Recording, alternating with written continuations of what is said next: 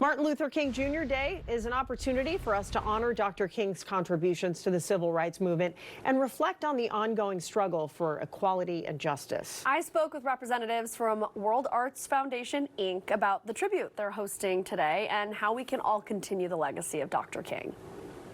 Thank you both so much for being here today. Can you first just tell me what the World Arts Foundation, Inc. is doing for Reverend Dr. Martin Luther King Jr. Day? Absolutely, but first of all, thank you for the platform to speak about this.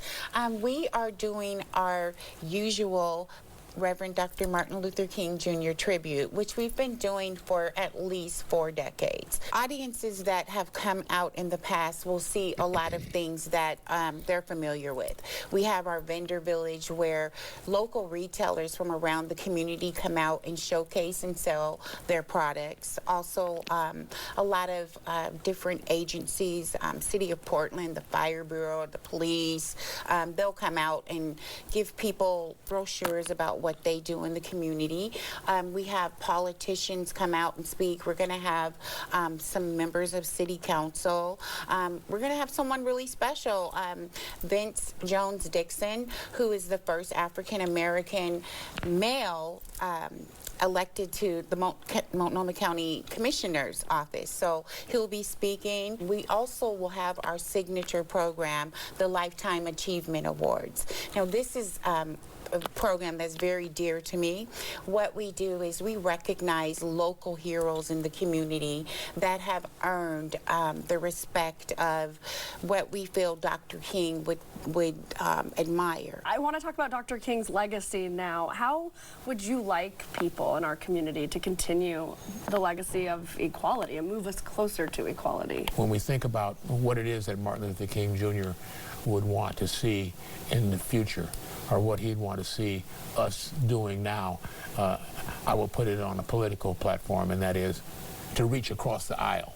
That's an old term for we see Republicans and Democrats and people of all walks of life reach across the aisle and say, I yield. I'm first an American, and I'm going to hold up the American values as best I can with my life as necessary, which is what our Navy SEALs and the people that we honor and our veterans, have done over the decades. So what do you think if Dr. King could see America today? What do you think he would say? Well, since we're in football season, I'm going to use a football game to identify what he would say. So he would say that we've made some field goals with having our first African-American president with Barack Obama and our first African-American female Supreme Court Justice, Ketanji Brown Jackson. He would also point out that there's penalties. He would throw in the yellow flag with the disparities in economics, with the healthcare system, with the gaps in education, and just systemic racism.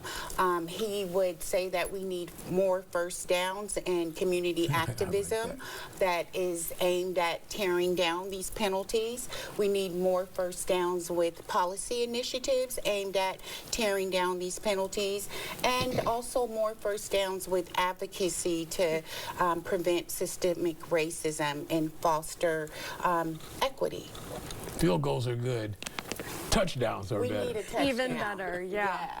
We definitely need some touchdowns. I love the way you described that. I think everybody can understand. A great metaphor. There's no excuse to not understand that when you put it in football terms. What would you both like our viewers, our community, to know about the Black community, the history, the present, the future here in the Portland metro area? Well, we have a lot of history here. All of it isn't so positive, or at least so much worth celebrating, but it is historic. We look at the Golden West Hotel. We look at our response to our resiliency from the Vanport flood. We look at the achievements of our Bill Hilliard, who was the editor for the Oregonian. Amazing achievement. Charles Jordan is set on the city council. Any number of Walter Reynolds, who was the chief physician at Emmanuel Hospital. And this Gladys McCoy, Lou Frederick, who's going to be presenting this weekend also. There's just so many achievements, and we want to use those achievements as ways of saying to the young people, to the next generation, yes, you can. You can do this. Keep alive the dream.